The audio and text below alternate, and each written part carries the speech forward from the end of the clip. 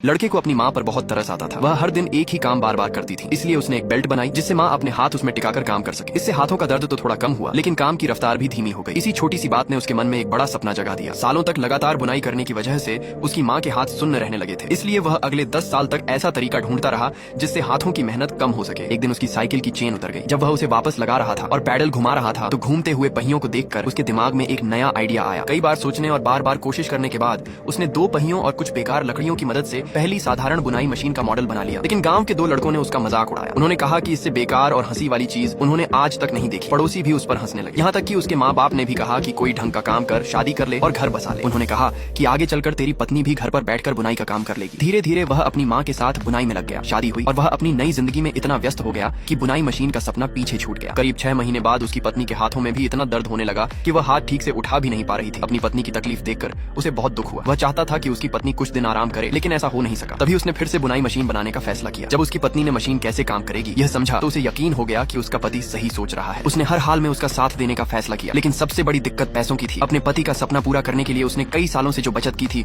वह भी निकाल कर उसे दे दी। इसके बाद वह दिन रात मशीन बनाने में जुट गया। इस बार उसने किसी को भी अपने काम के बारे में नहीं बताया। कुछ महीनों की मेहनत के बाद मशीन तैयार हो गई। उसने पूरे भरोसे के साथ अपने रिश्तेदारों और दोस्तों को बुलाया ताकि सब उसके सपने को सच होते देखें। उसने मशीन में बिजली लगाई और स्टार्ट बटन दबाया। मशीन चल पड़ी। सब बहुत खुश हुए, लेकिन यह खुशी सिर्फ कुछ सेकंड की थी। अचानक मशीन में आग लग गई और जोर का धमाका हुआ। एक पल में उसकी सारी मेहनत बर्बाद हो गई। उसने यह मशीन बड़ी मुश्किल से बनाई थी। उसे उम्मीद थी कि मशीन की मदद से कमाई करके वह अपना कर्ज चुका देगा, लेकिन अब कर्ज देने वालों ने उस पर इतना दबाव बनाया कि उसे अपना घर तक बेचना पड़ा। इससे पूरा परिवार मुसीबत में आ गया। उसके पिता गुस्से में उसे निकम्मा कहने लगे और उसकी माँ जो हमेशा उसका साथ देती थी वे भी उससे बहुत निराश हो गई। उस रात वह गुस्से और दुख में घर छोड़कर चला गया। वह अकेला नदी के किनारे पहुंचा। उसे अपने माँ बाप की हर बात याद आने लगी, लेकिन सुबह होने तक उसका मन बदल गया। वह थका हुआ और टूटा हुआ अपनी पत्नी के पास वापस लौट आया। उसकी पत्नी पूरी रात रोती रही, लेकिन उसने एक बार भी अपने पति को दोष नहीं दिया। उल्टा उसने चुपके से अपना दहेज निकालकर उसका कर्ज चुकाने में मदद की। उसी समय आलंग ने अपनी पत्नी से एक वादा किया। उसने कहा कि वह 2 साल के अंदर बुनाई की मशीन जरूर बनाकर दिखाएगा, ताकि आलंग बिना चिंता के मशीन पर काम कर सके। दोनों शहर जाकर रहने लगे। आलंग ने अपने दोस्त की मदद से एक 3 पहियों वाला ऑटो चलाना शुरू किया। वह पूरे दिन सवारी ढोता था। उसका स्वभाव बहुत सीधा था, इसलिए लोग अक्सर उसका फायदा उठाते थे। वह कहता कि सिर्फ 2 सवारी बैठेंगी, लेकिन लोग जबरदस्ती 4-5 बच्चों को भी बैठा देते थे। कई बार उसे बहुत दूर की सवारी भी मिलती थी, लेकिन लोग किराया कम देने के लिए बहाने बनाते थे। दिन भर की मेहनत के बाद वह उदास होकर घर लौटता, लेकिन उसकी पत्नी हमेशा उसका इंतजार करती और दोनों साथ बैठकर खाना खाते। एक दिन फूलों की दुकान पर सामान पहुंचाते समय उसे पता चला कि दुकान का मालिक भी कभी खाली हाथ इस शहर में आया था। आज उसके पास 2 मकान थे। ये बात सुनकर आलंग को नई हिम्मत मिली। उसने साइकिल से फूल पहुंचाने का काम शुरू किया। सड़क पर बाकी दुकानदार जोर जोर से आवाज लगाकर ग्राहकों को बुलाते थे। लोगों ने भी उससे कहा कि अगर सामान बेचना है तो ऊंची आवाज में ग्राहकों को बुलाना पड़ेगा, लेकिन आलंग बहुत शर्मीला था। उससे जोर से आवाज लगाना नहीं होता था, इसलिए उसने वह काम छोड़ दिया और ट्रक चलाने लगा। वहाँ उसे लोगों से ज्यादा बात नहीं करनी पड़ती थी। लेकिन एक दिन ट्रक चलाते समय उसका एक्सीडेंट हो गया। कमाई तो दूर, इलाज का खर्चा भी सिर पर आ गया। अस्पताल में एक कर्मचारी को पता चला कि आलंग को मशीनों और बिजली से जुड़ी चीजों में बहुत दिलचस्पी है। उसने आराम के समय उसे मशीनों की